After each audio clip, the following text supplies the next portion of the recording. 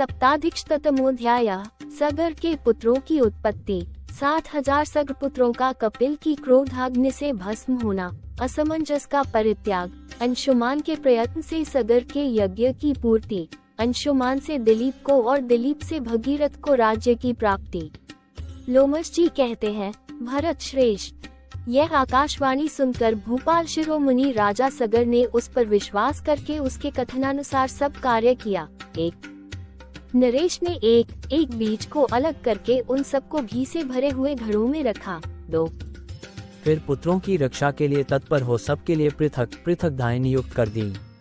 तदनंतर दीर्घ काल के पश्चात उस अनुपम तेजस्वी नरेश के 60,000 महाबली पुत्र उन घरों में से निकल आए। युधिष्ठिर, राजर्षि सगर के वे सभी पुत्र भगवान शिव की कृपा से ही उत्पन्न हुए थे। 3-4 वे सब के सब भयंकर स्वभाव वाले और क्रूर कर्मा थे। आकाश में भी सब ओर घूम फिर सकते थे। उनकी संख्या अधिक होने के कारण वे देवताओं सहित संपूर्ण लोकों की अवहेलना करते थे। 5 सम्रभूमि में शोभा पाने वाले वे शूरवीर राजकुमार देवताओं, गंधर्वों, राक्षसों तथा संपूर्ण प्राणियों को कष्ट दिया करते थे। 6 मंदबुद्धि सगर पुत्रों द्वारा सताए हुए सब लोग संपूर्ण देवताओं के साथ ब्रह्मा जी की शरण में गए। 7 उस समय सर्वलोक पितामह महाभाग ब्रह्मा ने उनसे कहा, देवताओं, तुम सभी इन सब लोगों के साथ जैसे आए हो वैसे लौट जाओ। 8 अब थोड़े ही दिनों में अपने ही किए हुए अपराधों द्वारा इन सगर पुत्रों का अत्यंत घोर और महान संहार होगा। 9 नरेश्वर, उनके ऐसा कहने पर सब देवता तथा अन्य लोग ब्रह्मा जी की आज्ञा ले जैसे आए थे वैसे लौट गए। 10 भरत श्रेष्ठ, तदनंतर बहुत समय बीत जाने पर पराक्रमी राजा सगर ने अश्वमेध यज्ञ की दीक्षा ली। 11 राजन, उनका यज्ञीय अश्व उनके अत्यंत उत्साही सभी पुत्रों द्वारा सुरक्षित हो स्वच्छंद गति से पृथ्वी पर विचरने लगा। जब वो अश्व भयंकर दिखाई देने वाले जलशून्य समुद्र के तट पर आया, तब प्रयत्नपूर्वक रक्षित होने पर भी वहां सहसा अदृश्य हो गया। तब उस उत्तम अश्व को अपहृत जानकर सगरपुत्रों ने पिता के पास आकर कहा, हमारे यज्ञीय अश्व को किसी ने चुरा लिया, अब वह दिखाई नहीं देता। ये सुनकर राजा सगर ने कहा, तुम सब लोग समुद्र, वन और द्वीपों सहित सारी पृथ्वी पर विचरते हुए संपूर्ण दिशाओं में जाकर उस अश्व का पता लगाओ। 12-14 महाराज, तदनंतर वे पिता की आज्ञा ले इस संपूर्ण भूतल में सभी दिशाओं में अश्व की खोज करने लगे। खोजते खोजते सभी सगरपुत्र एक दूसरे से मिले, परंतु वे अश्व तथा अश्वहर्ता का पता न लगा सके। 15-16 तब वे पिता के पास आकर उनके आगे हाथ जोड़कर बोले, महाराज, हमने आपकी आज्ञा से समुद्र, वन, द्वीप, नदी, नद, कंदरा, पर्वत और वन्य प्रदेशों सहित सारी पृथ्वी खोज डाली, परंतु हमें न तो अश्व मिला न उसका चुराने वाला ही। युधिष्ठिर, उनकी यह बात सुनकर राजा सगर क्रोध से मूर्छित हो उठे और उस समय दैववश उन सब से इस प्रकार बोले, जाओ, लौटकर न आना, पुनः घोड़े का पता लगाओ। पुत्रों, उस यज्ञ के अश्व को लिए बिना वापस न आना। पिता का वो संदेश शिरोधार्य करके सगरपुत्रों ने फिर सारी पृथ्वी पर अश्व को ढूंढना आरंभ किया। तदनंतर उन वीरों ने एक स्थान पर पृथ्वी में दरार पड़ी हुई देखी। 17-22 उस बिल के पास पहुंचकर सगरपुत्रों ने कुदालों और फावड़ों से समुद्र को प्रयत्नपूर्वक खोदना आरंभ किया। 23 एक साथ लगे हुए सगर कुमारों के खोदने पर सब ओर से विदीर्ण होने वाले समुद्र को बड़ी पीड़ा का अनुभव होता था। सगरपुत्रों के हाथों मारे जाते हुए असुर, नाग, राक्षस और नाना प्रकार के जंतु बड़े जोर से आर्तनाद करते थे। 24-25 सैकड़ों और हजारों ऐसे प्राणी दिखाई देने लगे जिनके मस्तक कट गए थे, शरीर छिन्न भिन्न हो गए थे, चमड़े छिल गए थे तथा हड्डियों के जोड़ टूट गए थे। 26 इस प्रकार वरुण के निवासभूत समुद्र की खुदाई करते करते उनका बहुत समय बीत गया, परंतु वह अश्व कहीं दिखाई नहीं दिया। 27 राजन, तदनंतर क्रोध में भरे हुए सगरपुत्रों ने समुद्र के पूर्वोत्तर प्रदेश में पाताल फोड़कर प्रवेश किया और वहां उस यज्ञीय अश्व को पृथ्वी पर विचरते देखा। वही तेज की परम उत्तम राशि महात्मा कपिल बैठे थे, जो अपने दिव्य तेज से उसी प्रकार उद्भासित हो रहे थे जैसे लपटों से अग्नि। 28-29 राजन, उस अश्व को देखकर उनके शरीर में हर्षजनित रोमांच हो आया। वे काल से प्रेरित हो क्रोध में भरकर महात्मा कपिल का अनादर करके उस अश्व को पकड़ने के लिए दौड़े। महाराज, तब मुनि श्रेष्ठ कपिल कुपित हो उठे। 30-31 मुनिप्रवर कपिल वे ही भगवान विष्णु हैं जिन्हें वासुदेव कहते हैं।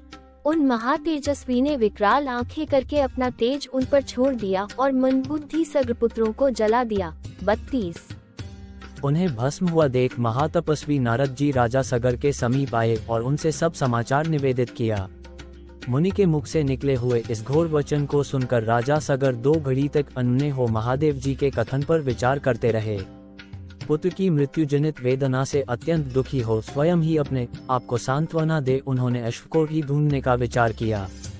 भरत श्रेष्ठ, तदनंतर असमंजस के पुत्र अपने पौत्र को बुलाकर यह बात कही, तात, मेरे अमित तेजस्वी 60,000 पुत्र मेरे ही लिए महर्षि कपिल की क्रोधाग्नि में पड़कर नष्ट हो गए। अंग पूर्ववासियों के हित की रक्षा रखकर धर्म की रक्षा करते हुए मैंने तुम्हारे पिता को भी त्याग दिया है। 33-37 युधिष्ठिर ने पूछा, तपोधन नृपश्रेष्ठ सगर ने किस लिए अपने दुस्त्यज वीर पुत्र का त्याग किया था, यह मुझे बताइए। 38 लोमश जी ने कहा, राजन, सगर का वह पुत्र जिसे रानी शैब्या ने उत्पन्न किया था असमंजस के नाम से विख्यात हुआ। वह जहाँ तहाँ खेल कूद में लगे हुए पूर्ववासियों के दुर्बल बालकों के समीप सहसा पहुँच जाता और चीखते चिल्लाते रहने पर भी उनका गला पकड़कर उन्हें नदी में फेंक देता था। तब समस्त पूर्ववासी भय और शोक में मग्न हो राजा सगर के पास आए और हाथ जोड़े खड़े हो इस प्रकार कहने लगे, महाराज, आप शत्रुसेना आदि के भय से हमारी रक्षा करने वाले हैं। 39-41 अतः असमंजस के घोर भय से आप हमारी रक्षा करें। पूर्ववासियों का ये भयंकर वचन सुनकर नृपश्रेष्ठ सगर 2 घड़ी तक अन्य होकर बैठे रहे। फिर मंत्रियों से इस प्रकार बोले, आज मेरे पुत्र असमंजस को मेरे घर से बाहर निकाल दो। 42-43 यदि तुम्हें मेरा प्रिय कार्य करना है तो मेरी इस आज्ञा का शीघ्र पालन होना चाहिए। राजन, महाराज सगर के ऐसा कहने पर मंत्रियों ने शीघ्र वैसा ही किया जैसा उनका आदेश था। युधिष्ठिर, पूर्ववासियों के हित चाहने वाले महात्मा सगर ने जिस प्रकार अपने पुत्र को निर्वासित किया था वो सब प्रसंग मैंने तुमसे कह सुनाया। अब महाधनुर्धर से राजा सगर ने जो कुछ कहा वो सब तुम्हें बता रहा हूँ, मेरे मुख से सुनो। 44-46 सगर बोले, बेटा, तुम्हारे पिता को त्याग देने से, अन्य पुत्रों की मृत्यु हो जाने से तथा यज्ञ संबंधी अश्व के न मिलने से मैं सर्वथा संतप्त हो रहा हूँ। 47 अतः पौत्र, यज्ञ में विघ्न पड़ जाने से मैं मोहित और दुख से संतप्त हूँ। तुम अश्व को ले आकर नरक से मेरा उद्धार करो। 48 महात्मा सगर के ऐसा कहने पर अंशुमान बड़े दुख से उस स्थान पर गए जहाँ पृथ्वी विदीर्ण की गई थी। 49 उन्होंने उसी मार्ग से समुद्र में प्रवेश किया और महात्मा कपिल तथा यज्ञीय अश्व को देखा। 50 तेजोराशि मुनिप्रवर पुराण पुरुष कपिल जी का दर्शन करके ने धरती पर माथा टेककर प्रणाम किया और उनसे अपना कार्य बताया। 51 भरतवंशी महाराज, इससे धर्मात्मा कपिल जी पर प्रसन्न हो गए और बोले, मैं तुम्हें वर देने को उद्यत हूँ। 52 ने पहले तो यज्ञ कार्य की सिद्धि के लिए वहाँ उस अश्व के लिए प्रार्थना की और दूसरा वर अपने पितरों को पवित्र करने की इच्छा से मांगा। 53 तब मुनिश्रेष्ठ महातेजस्वी कपिल ने से कहा, अन्न, तुम्हारा कल्याण हो, तुम जो कुछ मांगते हो वो सब तुम्हें दूंगा। तुम में क्षमा, धर्म और सत्य सब कुछ प्रतिष्ठित है। तुम जैसे पौत्र को पाकर राजा सगर कृतार्थ हैं और तुम्हारे पिता तुम्ही से वस्तुतः पुत्रवान हैं। 54-55 तुम्हारे ही प्रभाव से सगर के सारे पुत्र जो मेरी क्रोधाग्नि में शलभ की भांति भस्म हो गए हैं स्वर्गलोक में चले जाएंगे। तुम्हारा पौत्र भगवान शंकर को संतुष्ट करके सगपुत्रों को पवित्र करने के लिए स्वर्गलोक से यहाँ गंगा जी को ले आएगा। नरश्रेष्ठ, तुम्हारा भला हो, तुम इस यज्ञीय अश्व को ले जाओ। 56-57 तात, महात्मा सगर का यज्ञ पूर्ण करो। महात्मा कपिल के ऐसा कहने पर अंशुमान उस अश्व को लेकर महामना सगर के यज्ञ मंडप में आए और उनके चरणों में प्रणाम करके उनसे सब समाचार निवेदन किया। सगर ने भी स्नेह से का मस्तक सूंघा। ने सगर पुत्रों का विनाश जैसा देखा और सुना था वह सब बताया। साथ ही यह भी कहा कि यज्ञीय अश्व यज्ञ मंडप में आ गया है। ये सुनकर राजा सगर ने पुत्रों के मरने का दुख त्याग दिया। 58-61 और की प्रशंसा करते हुए अपने उस यज्ञ को पूर्ण किया। यज्ञ पूर्ण हो जाने पर सब देवताओं ने सगर का बड़ा सत्कार किया। 62 कमल के समान नेत्रों वाले सगर ने वरुणालय समुद्र को अपना पुत्र माना और दीर्घकाल तक राज्य शासन करके अंत में अपने पौत्र पर राज्य का सारा भार रखकर वे स्वर्गलोक को चले गए। महाराज धर्मात्मा अंशुमा भी अपने पितामह सगर के समान ही समुद्र से घिरी हुई इस वसुधा का पालन करते रहे। उनके एक पुत्र हुआ जिसका नाम दिलीप था। वो भी धर्म का ज्ञाता था। 63 दिलीप को राज्य देकर अंशुमा भी परलोक वासी हुए। दिलीप ने जब अपने पितरों के महान संहार का समाचार सुना तब वे दुख से संतप्त हो उठे और उनकी सद्गति का उपाय सोचने लगे। राजा दिलीप ने गंगा जी को इस भूतल पर उतारने के लिए महान प्रयत्न किया। 66 यथाशक्ति चेष्टा करने पर भी वे गंगा को पृथ्वी पर उतार न सके।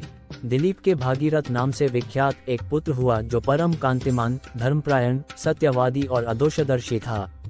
सत्य धर्मपरायण महात्मा भगीरथ का राज्याभिषेक करके दिलीप वन में चले गए।